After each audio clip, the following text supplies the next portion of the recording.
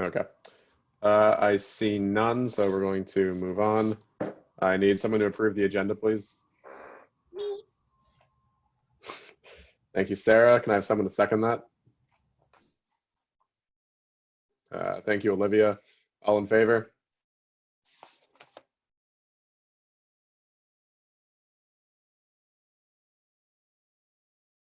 Thank you. Any opposed? Any abstentions? Motion passes. I need someone to approve the past minutes, please.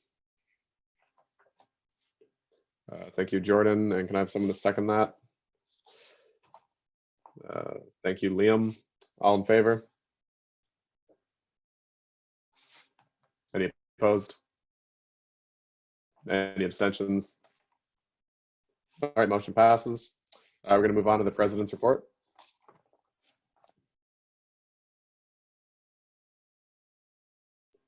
Farouk, if you'd like to maybe scroll down. Hello, everyone. Can you hear me? Okay, yeah. Yeah, we can hear you. My internet's also really bad. Like, oh.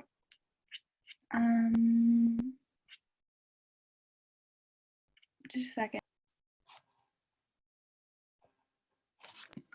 This is my September report.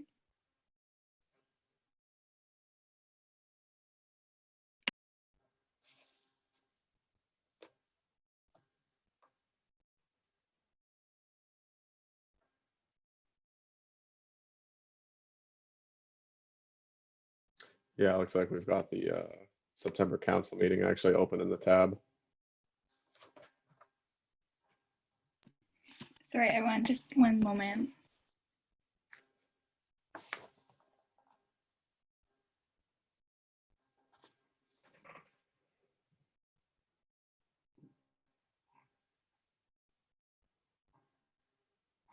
Sorry, is that the right one, Kathleen? Should be the October one. Yeah, That looks like the one you sent me. Awesome. Okay, thank you so much. I do have a lot here, but I know we have a lot of votes to do today, so I'm just going to skim over it, but please take the time to read it in the minutes afterwards, or send me any questions if you see something here you want to know more about. So in the past month, our focus has been on providing COVID-19 support organization-wide. So I've been kind of spearheading and overseeing a lot of the initiatives that are going on that you'll hear about tonight.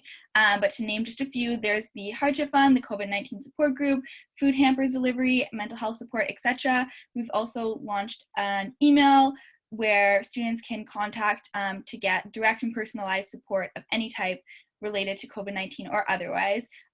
So that email is support@cusaonline.ca, and we'll be doing a lot of promotion of this throughout Reading Week to kind of get that out there. So also did CEO DEO interviews, launched a divestment campaign, which is a platform promise that I've been working for a while on, as you surely noticed. So I just want to say thank you so much to everyone who's engaged and shared and provided me a lot of encouragement. Please let me know if you want to reach out. And again, I put the petition here. Please share it, sign it. We're looking for as much support as possible, because next week, the climate officers and I will be meeting with administration to present the case for divestment and start the conversation with them and kind of get some feedback on their thoughts. So I've been working pretty hard on strategies for that. So I'm really excited. Student government lunch was an exciting one this month. I'm sure you'll hear more about it.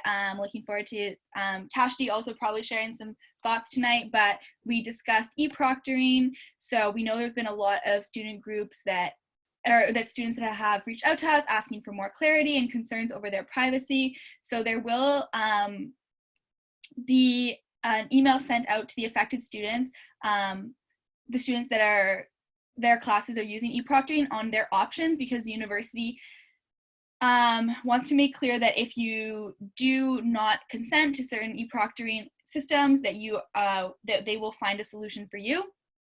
And so we'll be resharing this messaging as well in the coming days, just to clarify anything on that front. We also talked about the excessive workload that's been assigned this semester. Professors have kind of turned to weekly assignments in order to get more regular feedback, but it just ends up that everyone has to do everything constantly and way more work than usual. So we agreed with the administration that this message would be communicated to profs and deans, and that they would reassess what they can do for the remainder of the fall semester, but that changes would be made for the winter semester. We also launched the Hardship Fund, another platform promise that we completed, and it's more timely than ever. So I want to say thank you for the counselors that stepped up to be on the selection committee. So many of you showed interest, and special shout out to those who are on the committee, because I know that you spent hours and hours and hours making this happen, along with Jacob and 2 of our CUSA staff. So just thought I'd share some results with you, because I am really happy to see how quickly we've processed these needs, considering they are urgent. So we've had over 203 submissions, 66 have been considered, 54 have been granted funding, 30 already have their funds deposited into their account, and 19 out of 54 of the recipients are international students. Can you just scroll down please a little bit? So we've already allocated a total of $19,000 from the Hardship Fund. So other important announcements, I'll let you read the rest. In terms of ongoing projects, similar as usual, please keep scrolling. In terms of, I will flag though that you can still provide your feedback on the draft recommendations for the EDI Institutional Plan of Action on the EDI website. So so please check that out. Keep going, please, Farouk.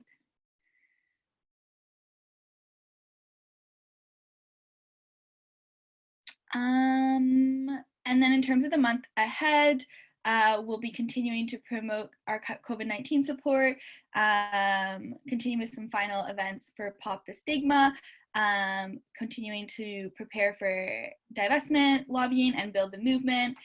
We have Senate coming up, so we'll be supporting Cash D's motion to turn failed grades to unsatisfactory and offer 0.5 credits to be turned to satisfactory.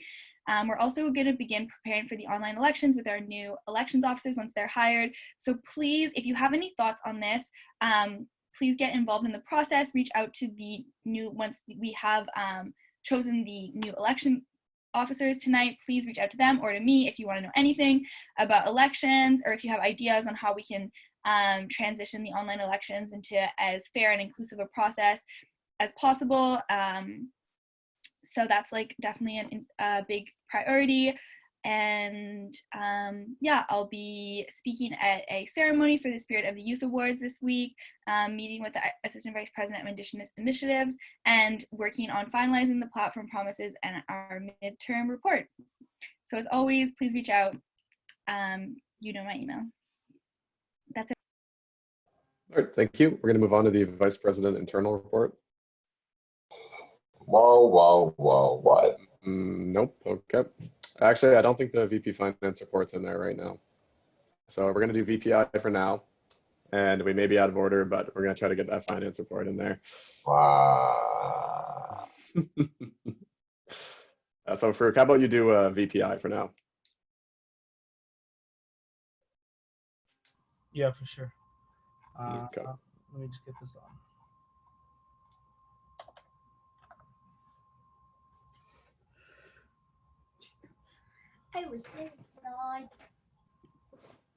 Oh, do you want VP Finance to go since it's here? Oh, okay, yeah, for there, that's fine. Oh yeah. Boom, there we go. All right, what's going on, everyone? So over the last month, you've heard a lot about this, and it's finally coming to fruition at a campus near you. The Student Care Legal Survey, just in the final stage of being finalized, and we are working on an execution date. I believe, Kathleen, we talked about November, but you can correct me if I'm wrong there.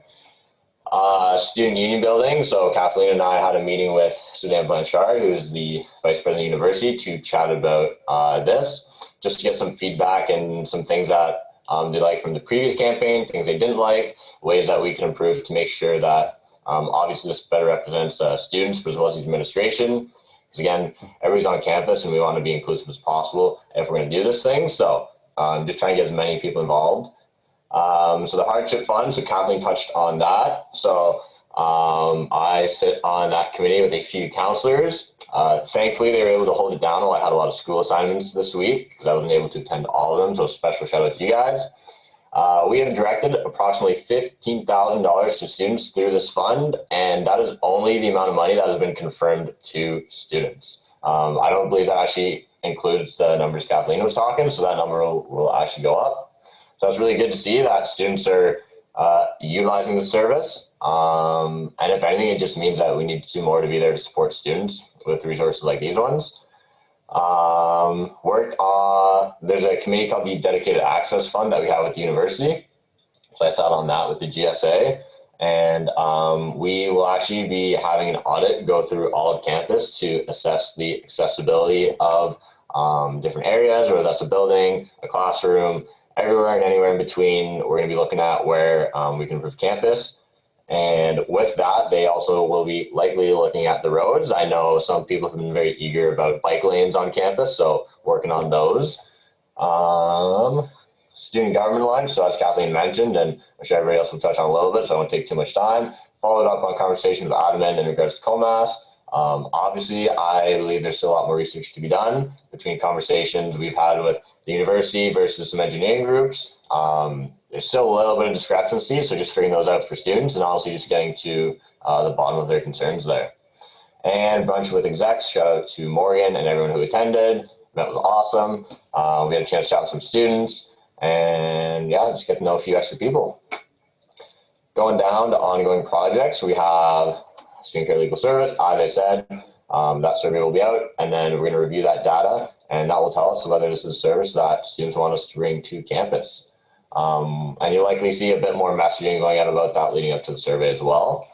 The Emergency Relief Fund, continue meeting with the committee and assign funding, and I will be meeting with Morgan probably sometime either next week to review kind of like the sales and revenues and replenish the Emergency Hardship Fund through that.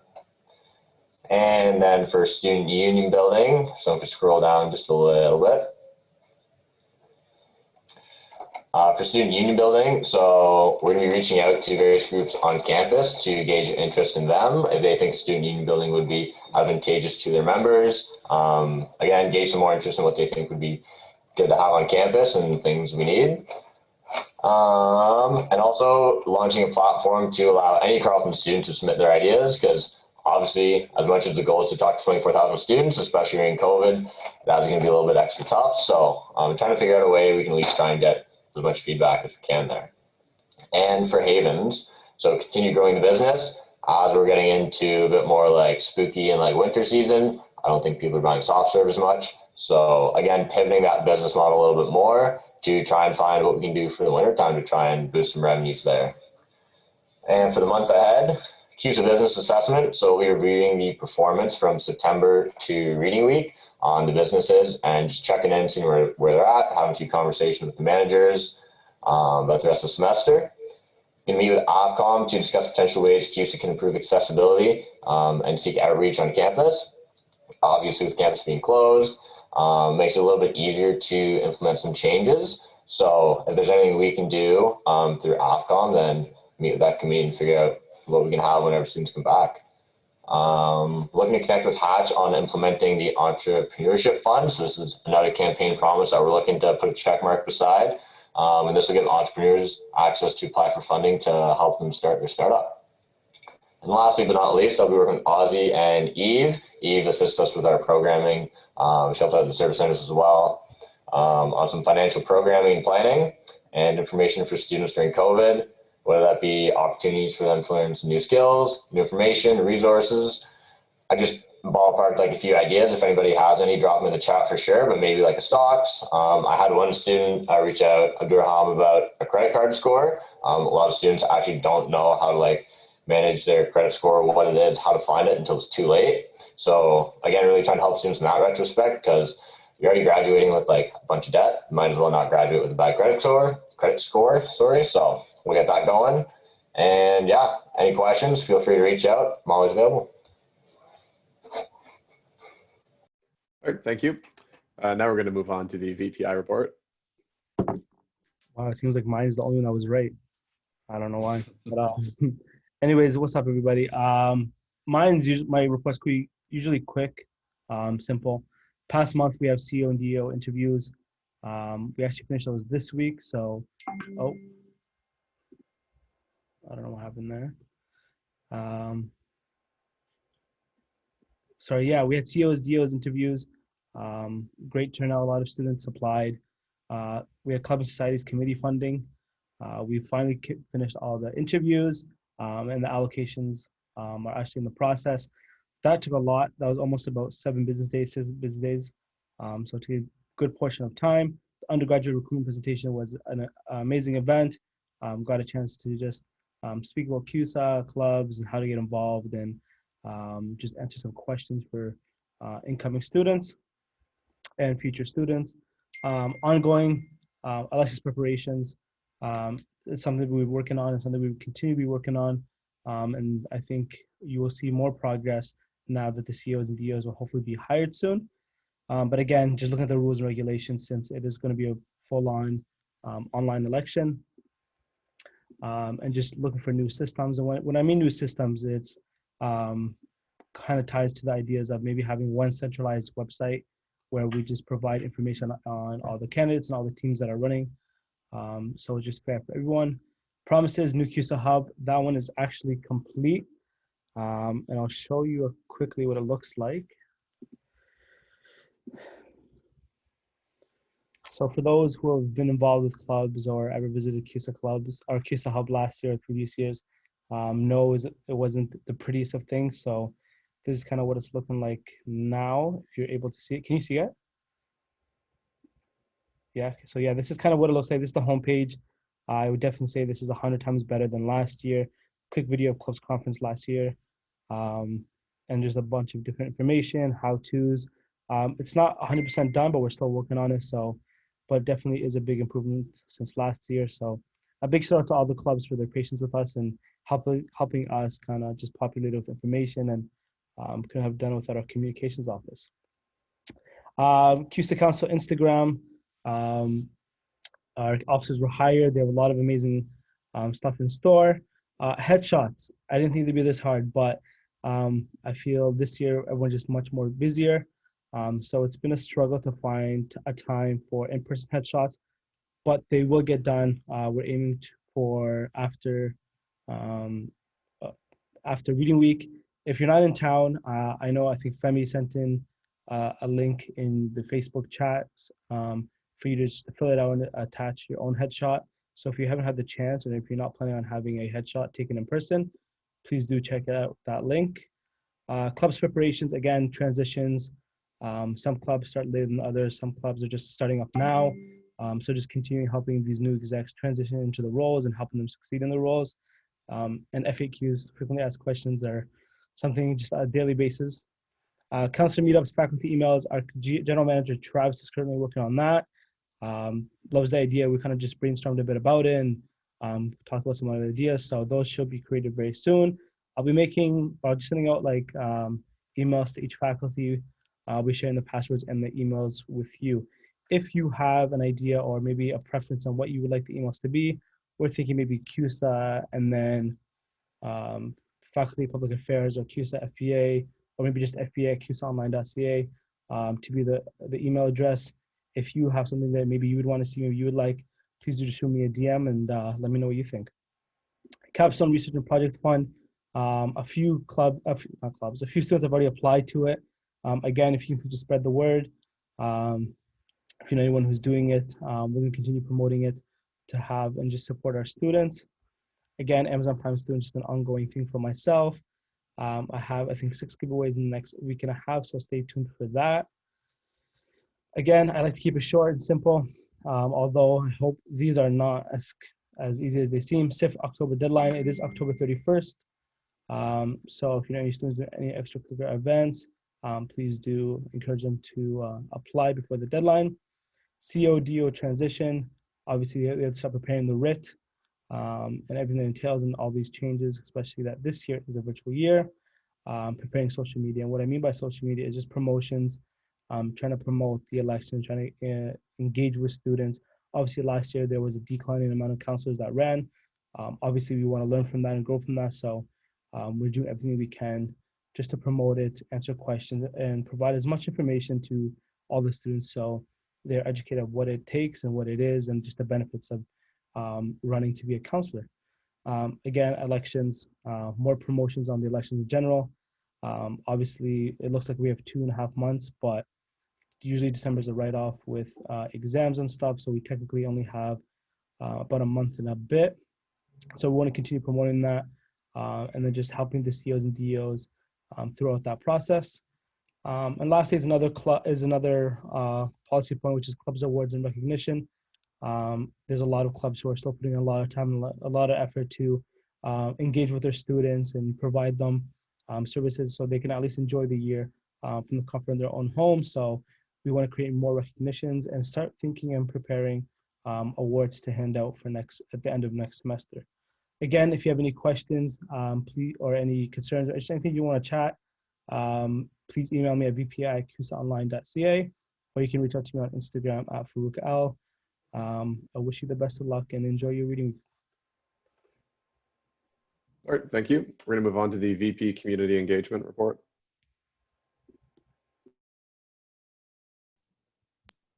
Hello, everyone.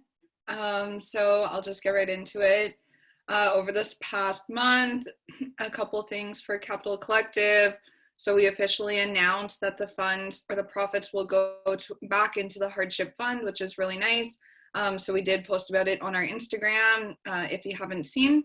And we are looking into, or have already started planning for our second collection.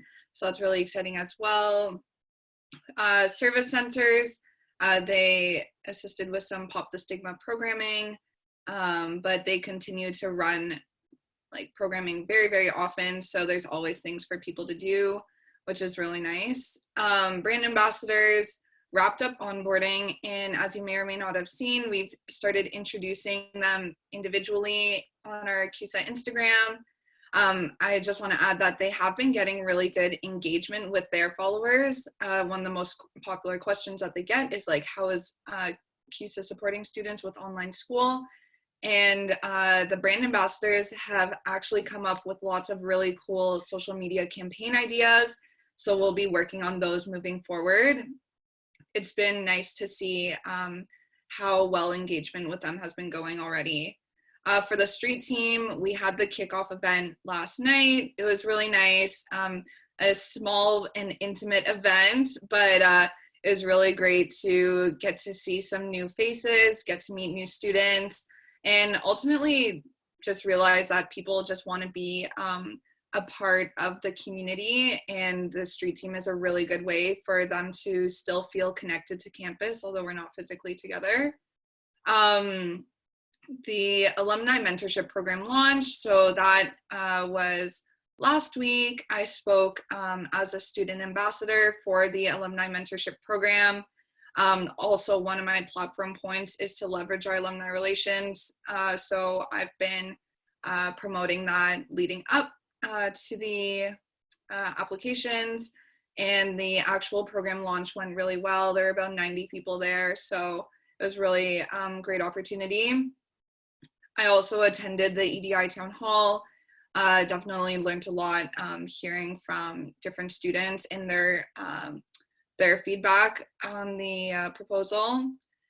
Brunch with the execs. I almost forgot that happened this month because for whatever reason this month seems incredibly long. But brunch with the execs happened at the beginning of October.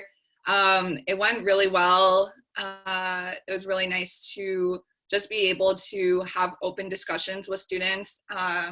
So essentially the way that it ran was all the execs and anybody that wanted to come out to the event, we were all in one big room, and if they had any questions about CUSA, all the execs were there to answer it. So it was really nice to have that opportunity.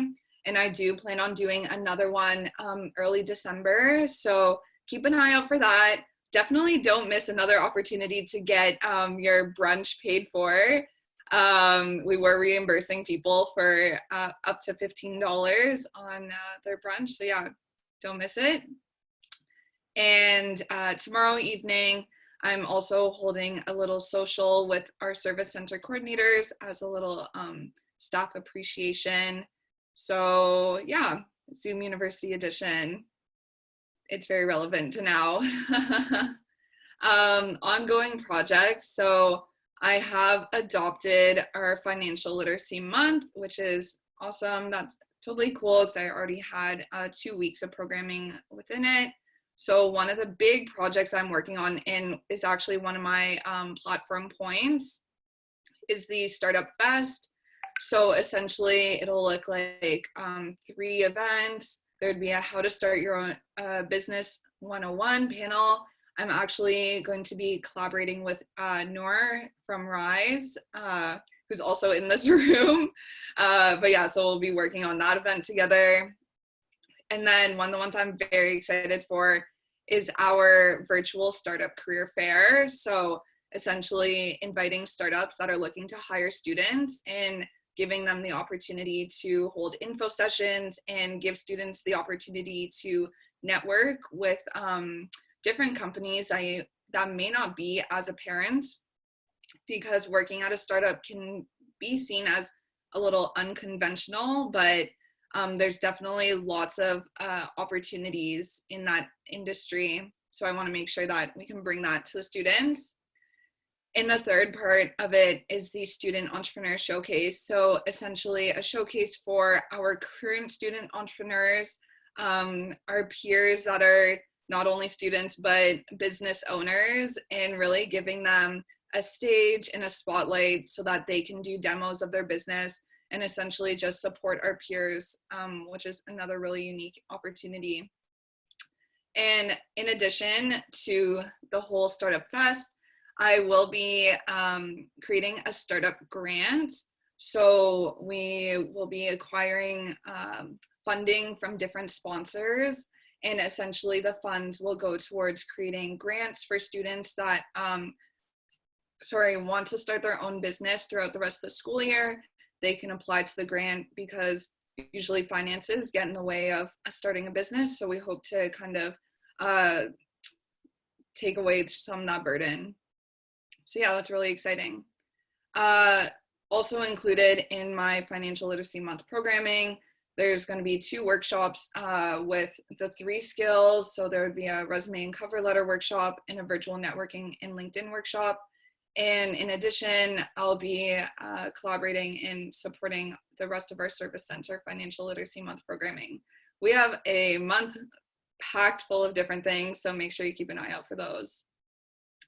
I'm also working with the ISSO to provide COVID support initiatives, especially to our international student population. So that's an ongoing initiative. Farouk, can you scroll down a little bit, please? Thank you. In months ahead, so service centers, we are hiring for a few vacancies. Capital Collective will be getting a new website, so it'll be easier to navigate. I realize that sometimes a custom Shopify website is not as easy to manage. So yeah, we're kind of starting new there. And I'm continuing to work on the CUSA Marketplace platform and implementation of that. Again, trying to be cognizant of the fact that we don't want people necessarily like meeting up. There's just so many COVID related concerns to it. So I had to be a little bit more creative there. And I'll be attending the community engagement steering committee that's held by the admin in the upcoming weeks. So yeah, thank you. If you have any questions, don't be afraid to reach out to me at vpce@cusaonline.ca, or you can always DM me on Instagram as well. Thanks. All right, thank you. And we're going to move on to the VP Student Issues Report.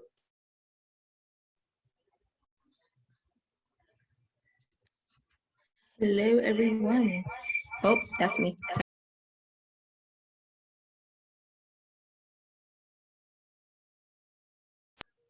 Sorry, if you give me a few.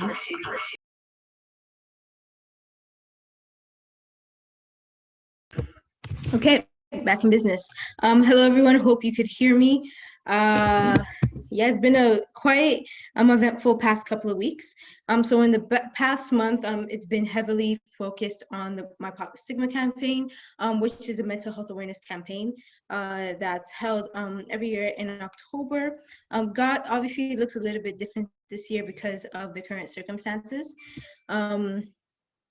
So in the past month, I wrote, filmed, and edited videos for the Pop the Stigma video series. This was kind of basically created because we felt that students kind of needed to be more engaged within the programming that we had.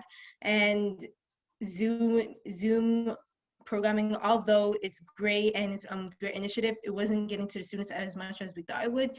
So doing a video series with the information at hand, plus the actual events and even graphics, could have just done great with that.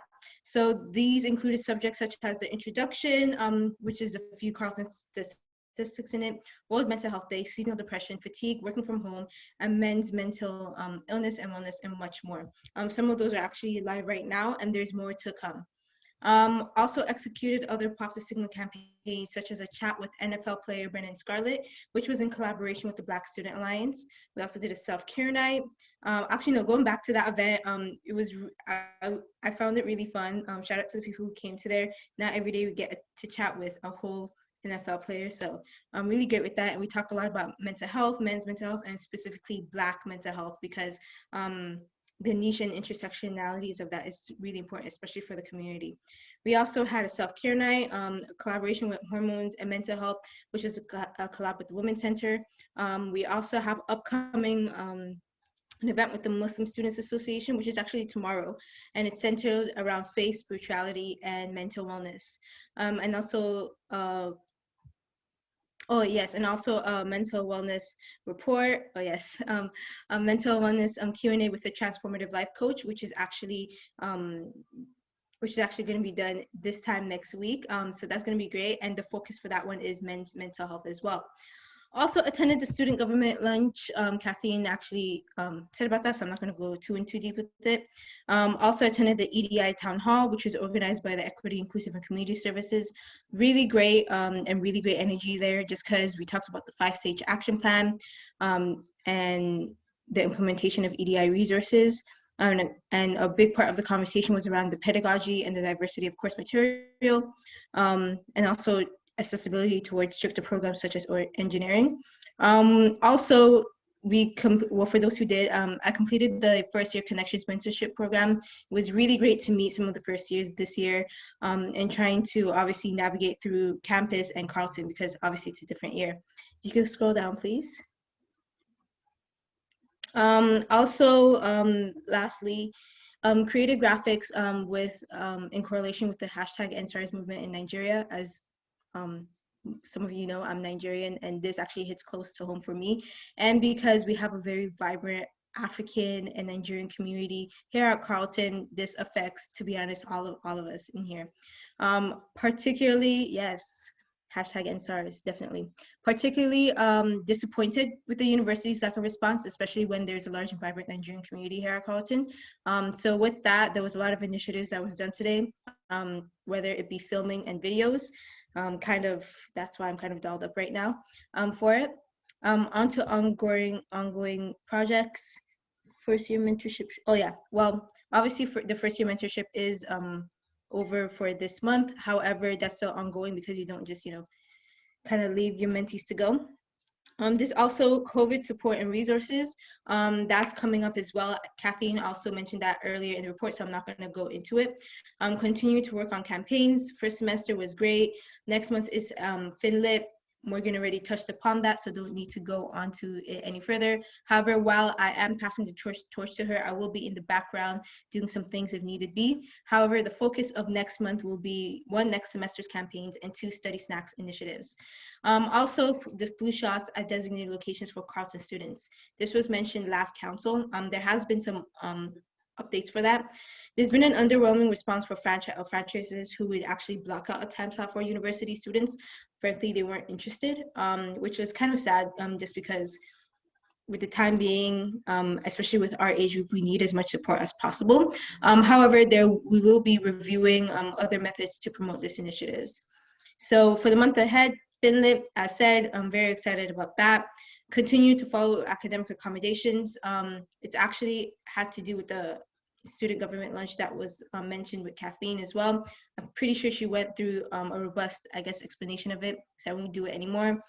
Again, with pop-up clinics, and then switching gears to next semester and December's exam season. There's also a plethora of other things in the background as well, such as attending certain committee meetings and so forth. But that ends my report. If there's any questions, my email is right there. So is my Instagram. And I hope everyone has a great reading week. All right, thank you. And we're going to move on to the VP Student Life Report. Hey, I hope everybody's having a great day. Hopefully you'll have a great reading week. I know I'm going to be doing a lot of sleeping, a lot of catching up on that. And on to my report. Oh, they always say last is best. So strategic planning, virtual workshops, we always continue that. COVID support and communication. So we met and discussed how we could better support for COVID-19 and communicate with students just how these services are there during this time. And so we just came up with ways to better support students, again, and show the resources that are being provided and just creating programs and events that are made to help these students during this time. We continue discussing collaborations, how to have events which students might still enjoy online. We know that students are obviously online all the time now, whether it's a class or just they're playing video games, etc.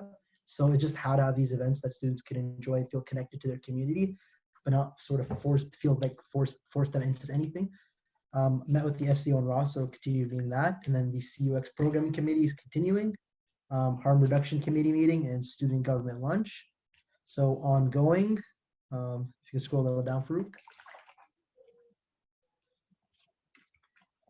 So ongoing COVID-19 support group. So we did our first one about 2 weeks ago. We will be continuing this and continuing a lot of other events that are COVID-19 support orientated and allow students to meet with other students and sort of just, talk, because that's something that I love doing. So I'd love to be part of that. So programming calendar for the fall, we have basically switched it up to focus more on supporting students during these times. And obviously we're still gonna have some events that we believe students will enjoy and have fun with, but also we realize at this time, it's more important if we focus on supporting these students. CUX, increase collaboration. We kind of realized that if we divide programming and sort of everybody doing our own thing is not sort of a good move, just because it's better if we just have one sort of united front. So just working on that. Wellness Wednesdays, so that you notice has been happening a lot recently, whether it's Teen News Core class, etc., and our yoga class that will be happening later today. And then months ahead. Farouk. Months ahead, continues online programming, so providing emphasis on support for students during these times. It'll be on Fridays, so on Fridays we'll be doing our COVID support-based programming. CUX committee meetings as well as planned, so the calendar is being filled out at the moment and new events are being created.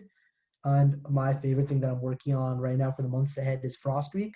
So we realized that we want to do a Frost Week for students. So we're gonna have events, whether if you're in a first year or your fifth year or you're an incoming student. So I'll make this open to all students. It's not gonna be just for Frosties. It's gonna be for the Carleton community. It's gonna be a week based on essentially giving you guys a good time, but also it's gonna be focused on charitable initiatives. I continue meeting with Side Stage Productions to see possible future events for Carleton students. And then the last one is a little thing that I'm trying to come up with, Carleton Gives / Carleton Cares. Whichever name is better, please comment below and let me know, because I'd love the help. And we're hopefully planning to integrate this as part of Frost Week so that we can sort of give that, again, charitable basis towards it. And again, my name is Osman Elmi. If you need anything, you can email me at vpsl@cusaonline.ca or just use my Instagram, Osman Elmi. I'm probably on that more so. And yeah, have a wonderful, wonderful reading week. All right, thank you. And with that, we are going to move on. Is there a raw report? Yeah. I'll just start it. So our team released the raw report, which is the association's executive report covering the months of August to September. We worked really hard to get this out to students and ensure that there was more transparency to what the executives have been working on behind closed doors. You can find the report on the raw website, and our next report is scheduled to come out in November. All of our council committees have been formed and have met. I'm so happy to see the engagement in committees this year and that a lot of counselors are speaking up and using their voice. One highlight from one of my committees is our COVID-19 committee, who is planning to launch a COVID-19 campaign this upcoming November when resident students return from Reading Week. This campaign would be a way for students to communicate to the rest of the community why it is so important to follow the COVID regulations put in place. The campaign is called Mask Up or Pack Up, and it's a campaign for students by students. We'll be touching on subjects such as how to stay sexually active during COVID-19, how to stay socially active, as well as discuss loneliness and just the overall COVID-19 measures put in place in residence. Other organizations will be contributing to this campaign, such as Housing and Residence Life, CUSA, SPSS, and the SEO. I also remember last CUSA Council, a member asked about flu shots in residence. So residence is now offering flu vaccinations. We're very happy that this is still something we are able to do this year, especially with current circumstances, but there was a demand from students and we knew the resource was necessary. Most recently, we just held our October Council meeting this past Sunday, where the association's operating budget was passed and is now available for viewing on the RAW website. And then lastly, a few upcoming events for the association. We have a Halloween costume contest, a pumpkin painting contest for the residents community, as well as a Disney Plus watch party where we'll be watching Halloween Town. If you have any questions or concerns, you can reach me by email at president@raw.ca. All right, thank you. Is there a GSA report? You want to? All right, I don't see one. Is there a CASG report? There is. All right. Yeah, so this past Tuesday, we had our first council. Went really well. We passed our budgets. We also got ourselves a new journalism rep, so it's nice to see council filling out nicely. Thanks, Jaden and Nathaniel, for coming, giving your reports, really, and I know our councilors really appreciated that. Also, we had our we had our meeting with the admin about E-Proctoring. We talked about the workload. Kathleen and Tino already covered that pretty well, so I won't waste any more time on that. In terms of permanent grade reform, I'm still doing consultations with academic societies. The next faculty I'll be tackling with the student senator Ken Davis and also one of your CUSA counselors. We're going to be visiting all the major engineering societies in the next couple weeks and get their opinions on what we're trying to put forward. In terms of the Senate, as Kathleen said, we're bringing forward 3 different motions for short-term grade reform because of COVID. The first one being that all failed courses will be converted to unsatisfactory. The second one is we're going to be delaying all punitive academic performance evaluations until the next academic year. And then the third one, which thanks to our advocacy we were able to get on, was the 0.5 satisfactory credit for this semester. And we're confident that, especially now that we have the support of the Senate Committee on Academic Policy, that all 3 are going to pass. So great work, everyone, on that. And yeah, that's about it. Actually, also our Academic Initiative Fund opened up just yesterday, actually, and we have $8,000 up for grabs in terms of funding. It's now open to capstone projects. So engineering students, science students, counselors, please go on our Instagram and share the graphic. We want to make sure as many students know that the funding's opened up for capstone projects as well. Other than that, that's it for us, and have a great reading week, everyone. All right, thank you. Is there a Senate report?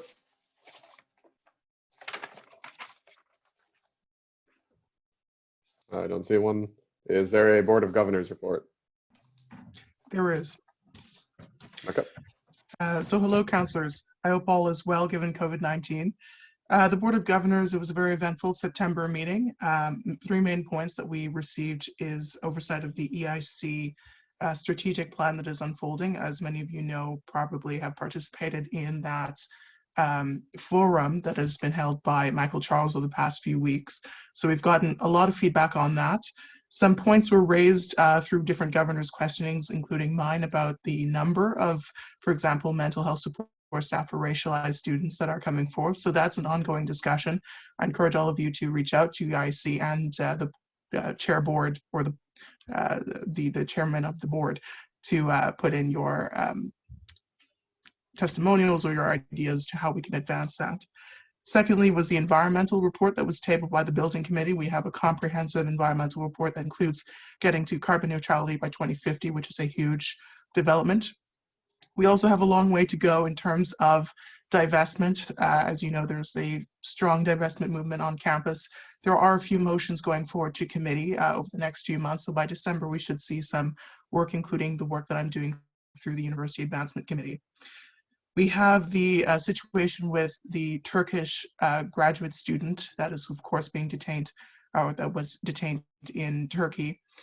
There are public and private elements to what the university is doing to that effect. I received a public and a private briefing on the matter. Publicly, the university, as you know, through the Department of Sociology and Anthropology, has been strong in their condemnation of Turkey, and that's something the board discussed, and that's included in the minutes as well. And then we have also the Senate report that was given to us. We haven't had one of those in a long time to the Board of Governors. I personally raised the issue of PAPM curriculum reform, which you see a lot of students signing up to that, particularly within the Black community. So that's something that we raised there, and that's included in the minutes. And lastly, we do have the matter of tuition. I presented and tabled the matter of tuition decreases, particularly Jasmine Juby's petition reaching almost 7,000 students calling for lower tuition. Of course, this is a difficult sell, so I could not introduce a motion, or other governors with other plans to do that could not do that because it was procedurally impossible to do so in September. But speaking to my board colleagues, and also included in some of the comments that we saw moving into the December meeting, there is going to be a larger discussion about athletics fees, which of course we decreased by 50%, and different fees and tuition mechanisms that we can use, particularly around the audited budget that we saw. We have a large auxiliary fund, which is very unique in Canadian university circumstances, where Carleton is on sound fiscal footing. So we really do have the ability to subsidize a marginal tuition decrease with some of our auxiliary budget. That's something I'm moving for, so that it won't actually cost students in the long run to lower tuition rates for winter 2021, but we'll see how that goes. For now, that is my board report. Thank you, and likewise, have a great reading week. All right, thank you. Is there a constituency report?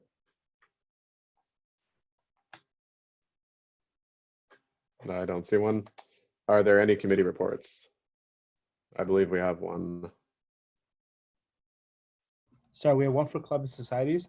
Like I mentioned earlier, we've completed all funding allocations. There's a few more for clubs who missed the time slots. In total, we're allocating roughly around $60,000, which is a good amount considering how many clubs have applied.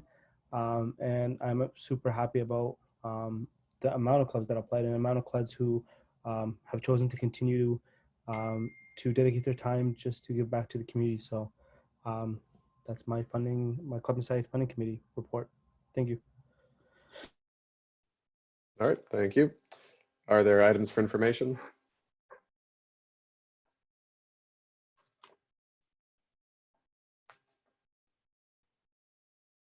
No, all right, I see none.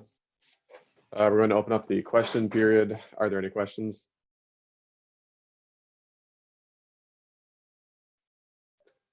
Yes, Liam, you have a question? Yeah, so my question is, I guess, to Kathleen. So what exactly is CUSA stance on the E-Proctoring, and what exactly are we kind of saying about it?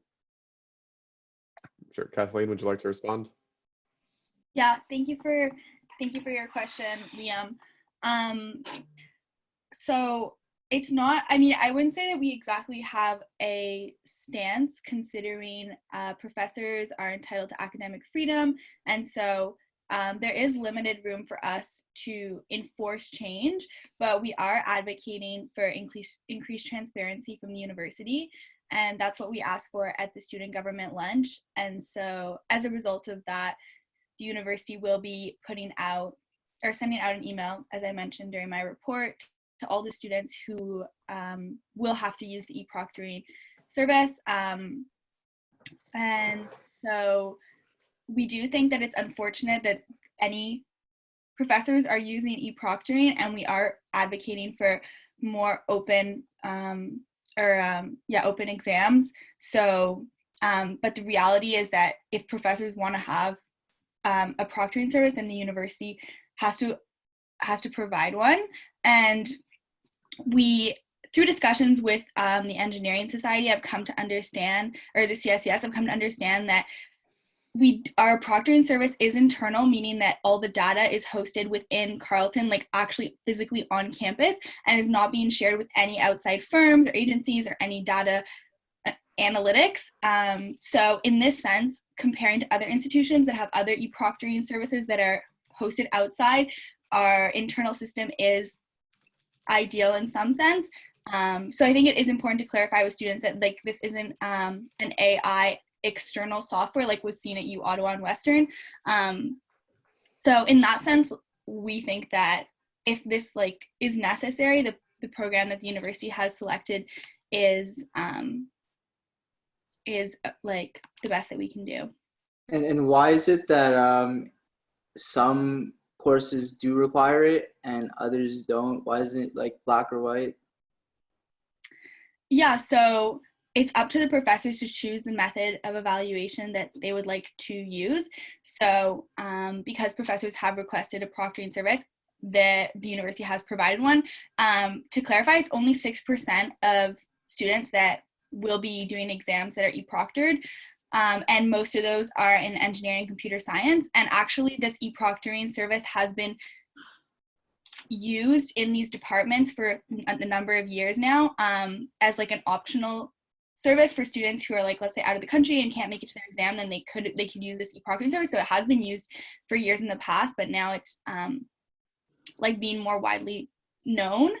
Another thing to note is that the university has committed through our conversations to finding alternatives for any students who are not comfortable using the e-proctoring service. So, and this will be part of the messaging that's going to come out from the university, and we'll reshare the messaging. But if students find out that they are doing an exam via e-proctoring and they're not comfortable, there is an email that they'll be able to reach out to, and the university will find a solution or an alternative for them. Awesome, thank you. Thanks for the question. I can even just add on to a little bit of what Kathleen was saying too. Obviously, like with students being like upset about it, like immediately that's like time for us to have those conversations with the university. Again, like we met with Suzanne first and foremost to have like a little preliminary chat, and then obviously student government lunch. So again, anytime that students really do have like those issues with like administration, if they're like uncomfortable with those things, like that's exactly what we're here for. And even more so, like again, it being Reddit, reading online claims about, it being illegal and like, click wrap agreements, which are very not illegal, right? So those are also like immediately signs for us that we gotta step in, because I mean, if the university is going to be taking advantage of people, not saying that they are, but if students feel that way, then for me, and I know like for the team as well, I mean, we're in it with you guys, right? We got these classes, we got proctors, we got to do this whole thing. So it's no different for us. I don't want nobody on my computer looking at whatever I have on there. I mean, it's broken now, but you know what I mean, right? So at the end of the day, like, it's just a matter of we like seeing what people really want, and people really wanted to find out about this COMAS thing, and that's what we're set off to do, and we're not done yet. We definitely still have more to do, so and I'm sure you'll be hearing from us. So Thanks again.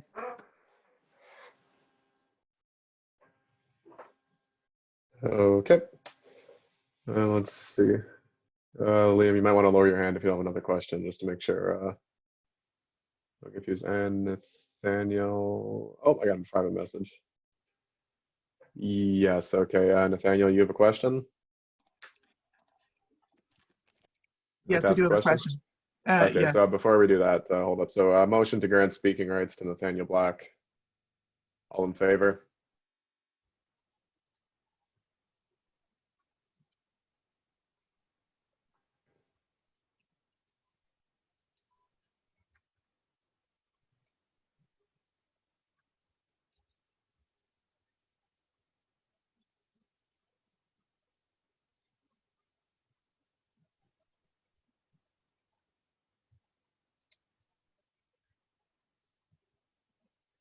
If anybody's not paying attention, there's still be the time to pay attention.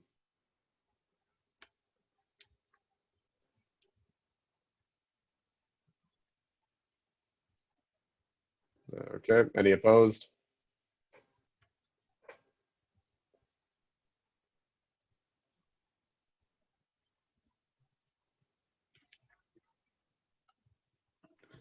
2, 3, 4. Any abstentions?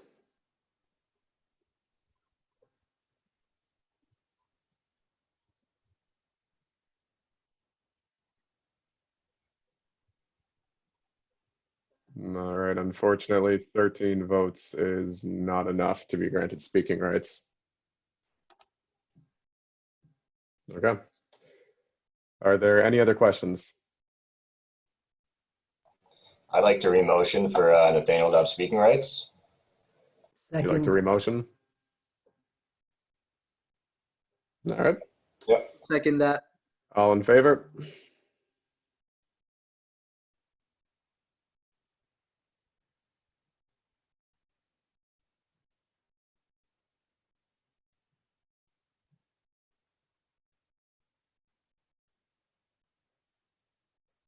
Any opposed?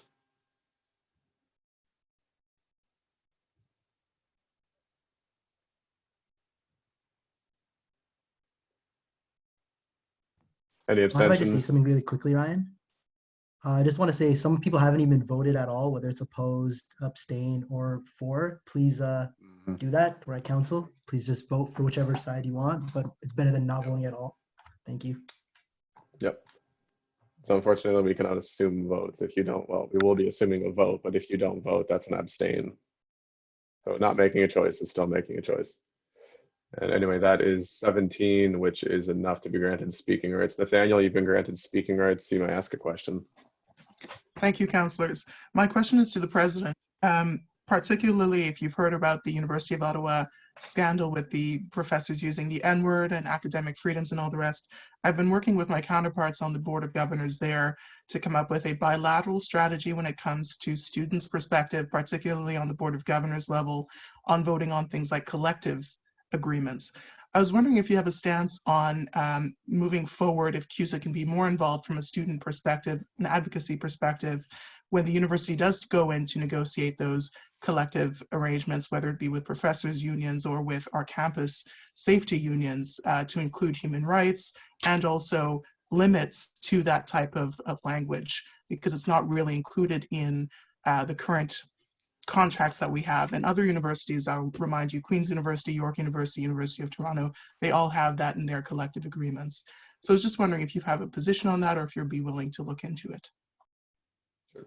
Kathleen, would you like to respond?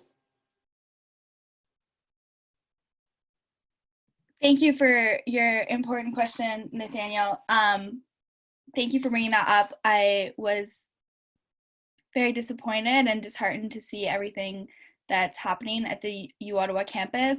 And I know that at Carleton, we're not necessarily better, and there's lots of similar occurrences that have happened.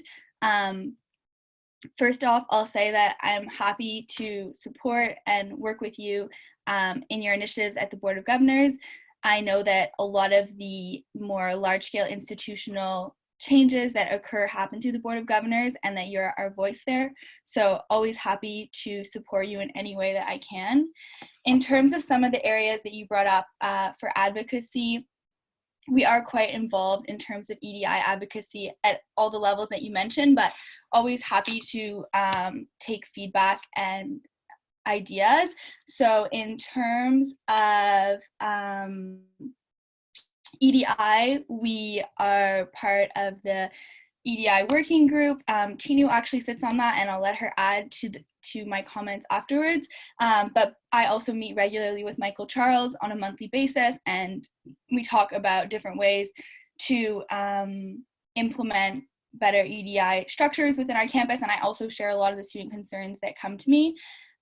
In terms of campus safety, we are also regularly meeting with them. In fact, Tinu and I and one of our staff members met with Devin Reeves, who's the Engagement and Inclusion Officer at Campus Safety, and had a very productive conversation about the feelings on campus towards campus security and towards policing in general, and helped him make connections within different racialized communities and minorities and international students on campus and those campus groups, so that he can have conversations directly with them.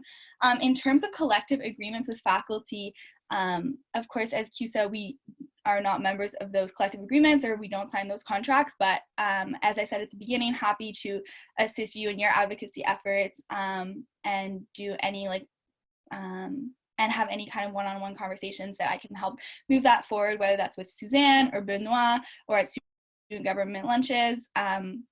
Let's chat. I hope that answers your question. I don't know if any of the execs want to add in.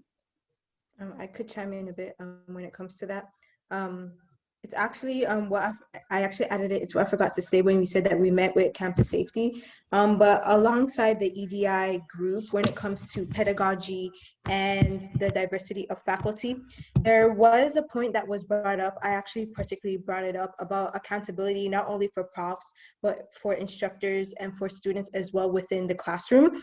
And that particularly has to do with whether I guess whether an incident comes on that doesn't actually, I guess that's not actually opposed to the Human Rights Code, because if you're familiar with equity services, they can't do anything unless it opposes or it's against the Human Rights Code.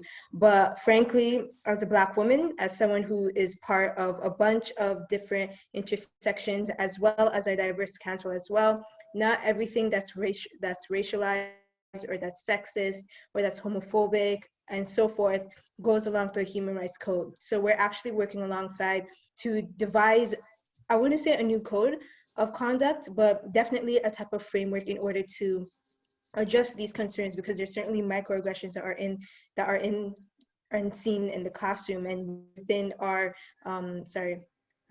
jamming words, within the classroom and seen within our curriculum as well. So this was actually seen within the EDI action plan that Michael Charles, which is the assistant vice president of EIC of. So if we want to actually, I guess, do something a little bit alongside, we could definitely meet with that. But I know what you're saying is a bit different. So I would love to actually add and incorporate that into the EDI action plan as well. So we could probably connect afterwards, but either I or Kathleen, whichever or whoever makes you, I guess, more comfortable with that. But yes, that's all I would like to add. So let's try to make an effort too to avoid passing along questions between different members of the exec or different members of council or anyone with speaking rights. Right, try to keep it towards pointed, directed questions. With that said, Nathaniel, you have a follow-up if you'd like. Yes, well, I appreciate both of your responses. I'll definitely take you up on your offer. Particularly just building off of Tinu's point, I've proposed a motion that's going to a vote of the board in December on amending the SRRP, the Student Rights and Responsibilities Policy. You can check it out. I'll send you a link to my website, but essentially it's doing what you're saying. Instead of going through the equity services pathway, because of course it's a departmental shift, and that's more difficult to create change there because it's a slow process. Whereas this motion would essentially accomplish changing sections or category 1 and category 2, putting racial slurs there, putting gender-based discrimination there, and all of these different types of identity-based discriminations there instead of amending the Human Rights Code. So I think there's two different approaches there. It's just how do we create the most change possible. So I was just wondering, do you think that the Human Rights Code is the best route for that, or do you think we could have a evolving discussion about the SRRP? And were you asking Kathleen or Tinu? Or anyone? Tinu. Well, anyone, Tinu? but Tinu. Okay, Tinu, would you like to respond? Yes, I believe doing a separate sector would be quite beneficial, because once we put the Human Rights Code into it, because that's actually incorporated and implemented in other codes of conduct within Carleton, it could get a bit messy, but maybe creating a new sanction or something that could actually be added to it would be best. That's just my opinion to it, but again, we could definitely discuss this on a further note to see how we could elaborate on this point. Okay, thank you. Are there any other questions?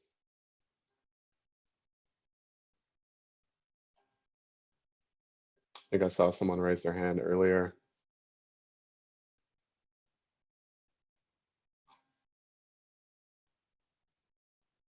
All right, I see no more questions. We're going to move on to other business and on to the first motion of the night.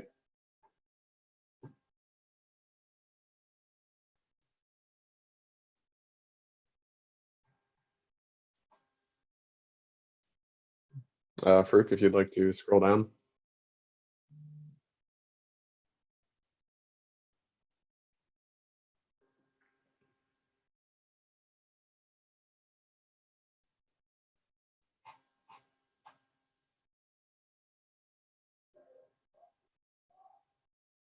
Okay, thank you. So this is going to be based on hiring. So with that considered, we're going to go in camera, and I'm going to ask the charlatan to stop recording. If I could just get a confirmation from the charlatan rep that we are no longer recording.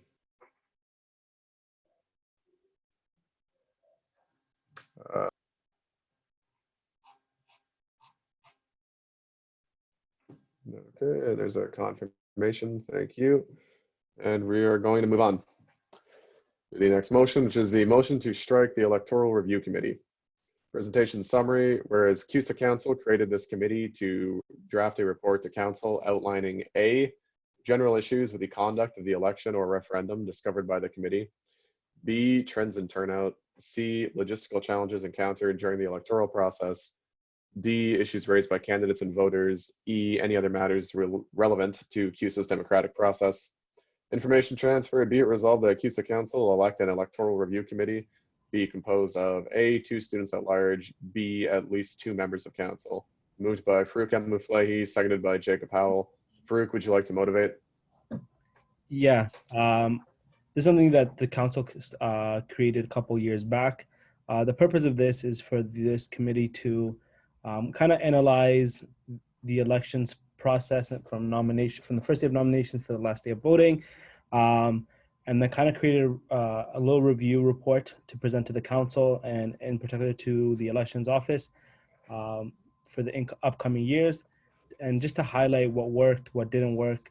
Obviously, the CEOs and DOs are always quite busy during those times, so they don't really have time to analyze everything that's going on and possible things they can change to make the elections process not only easier for the candidates, but also easier on the students, and just to make it run more smoothly. So unfortunately, last year we weren't able to present this due to the pandemic, but there is a review report, and I'll be presenting it next month. And yeah, we're just striking it, so I wanted to bring it to your attention, since there are 2 positions for counselors and 2 students at large. So I want to give you this opportunity to kind of think about if you do want to get join this committee, and also to spread the word and see if there's any individuals who would like to sit on this committee. So I guess on that part, once his motion is struck, I would like the motion to table it. Okay. We're gonna open up the floor for any questions. Anyone that has any questions, you may raise your hand.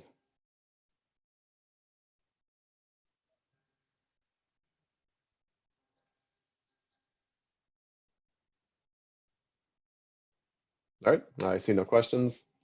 In that case, motion to strike. All in favor?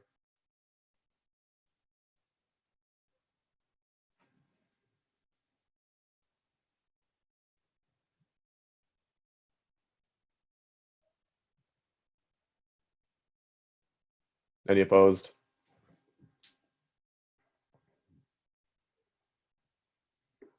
Any abstentions?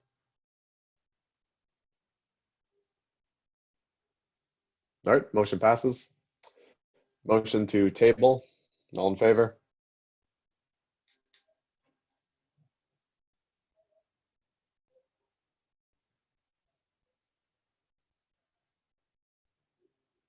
Any opposed?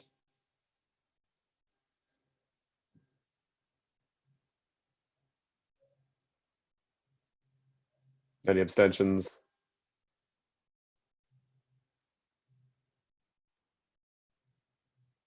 All right, motion passes. Before we move on to the next motion, Farouk, you've raised your hand. Sorry, I don't have the option to raise hand, so I just type hand raise or raise. Yeah, I just see that now, yeah.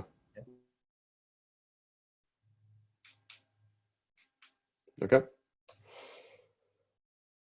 And the next motion of the night, the motion to strike the electoral board for the 2021 through 2020 CUSA general election. Presentation summary, whereas in section 6.1 of the CUSA electoral code states that for every election, recall, or referendum, there shall be an electoral board. Whereas section 6.2 states that the electoral board shall be convened by CUSA Council no later than the day of the presentation of the writ of election, recall, or referendum. whereas section 6.4I sets out the restrictions as to whom can sit on the board to no one who currently holds a position on CUSA Council or in the executive, or who expects to be a candidate for such a position during the term of the electoral board may hold the position of the member therein. Information transfer, be it resolved that CUSA Council strike the electoral board with the following composition: A, the chair being the Carleton University ombudsperson; B, the members being 5 individuals appointed by CUSA Council. Be it further resolved that CUSA Council approve an honorarium of $50 per board member. Moved by Farouk Al-Muflahi, seconded by Jacob Howell. Farouk, would you like to motivate? Yeah, again, it's another committee that we strike every year during this time. There are no positions for counselors. There's basically just 5 positions for students at large who will serve on the board with the ombudsperson. And anytime there is any issues within the elections or violations that candidates or present, or there's any misunderstanding or issues arising, it would definitely go to the electoral board and they would review it. What else? Yes, these 5 students, they cannot be supporters of any candidates. They cannot be convincing people. They cannot vote. They cannot post. So no endorsements of such. They have to be unbiased as possible. Again, for this one, I just wanted to strike it, bring it to your attention. Unfortunately, this one, there's no counselors on it. So counselors, if you don't mind, please just spread the word. Just letting new students know of this opportunity. I forgot to mention, like the committee before and for this committee, we will be posting graphics on it for stuff regarding elections. Possibly I will be posting it in the Facebook Messenger chat instead of just tagging you, so that way you all have access to it. So if you don't mind, please just sharing it and just spreading the word and helping us promote these elections as best as possible. So yeah, I would also like to motion to table, sorry, long day. Okay. I'm going to open up the floor to questions. If you have a question, you may raise your hand. Asuma, you have your hand raised. Do you have a question? Hi, sorry, my phone is just glitching, so I can't really lower my hand. Okay, that's fine. Sorry about that. I'll lower it for It's you. all right. Okay. Does anyone else have any questions? Raise your hand.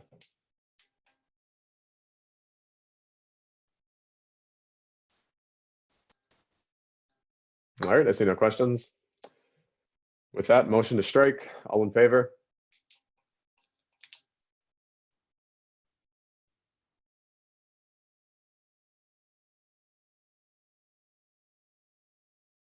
Any opposed?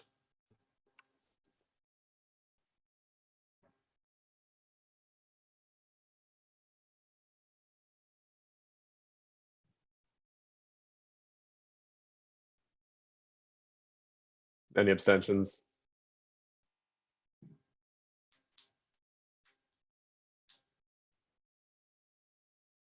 All right, motion passes. Motion to table. All in favor?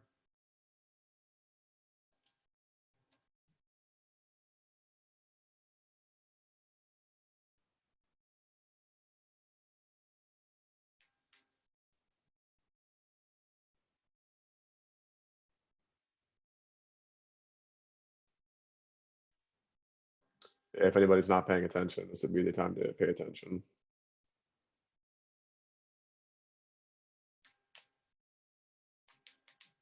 Thank you. Any opposed? Any abstentions?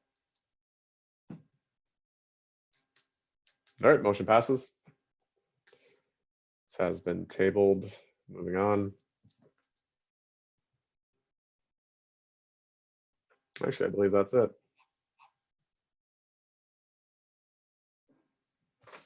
Yep, that's it. All right. So that wraps up our motions for this CUSA Council. Thank you for everybody for coming out. I know it's midterm season. I know it's busy. Let's get out of here quickly. So motion to adjourn. All in favor?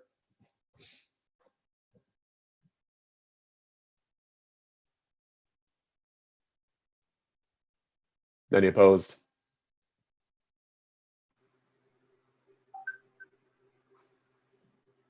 Any abstentions? All right, motion passes. We are adjourned.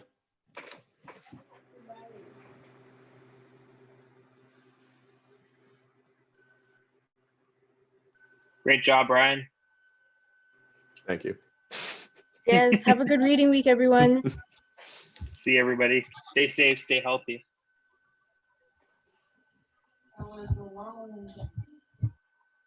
Have a great reading week. Thank you for being here. Appreciate you all a lot. If you haven't picked up your Capital Collective item, there's still a few left in the office. Oh, I have. It looks amazing. Please post. We'll reshare. Oh, you give me them followers, huh? Okay. Want some social media love? We'll give it to you. I was literally wearing it the other day, and I posted on my story because I was like, "Yo, you ever have that feeling that like now that we're all at home and you like have a really nice fit on, but like nobody compliments you because it's just like your friends or family or whatnot." I was like, "Yeah, that's me today." Yeah, I feel that. Not getting those compliments.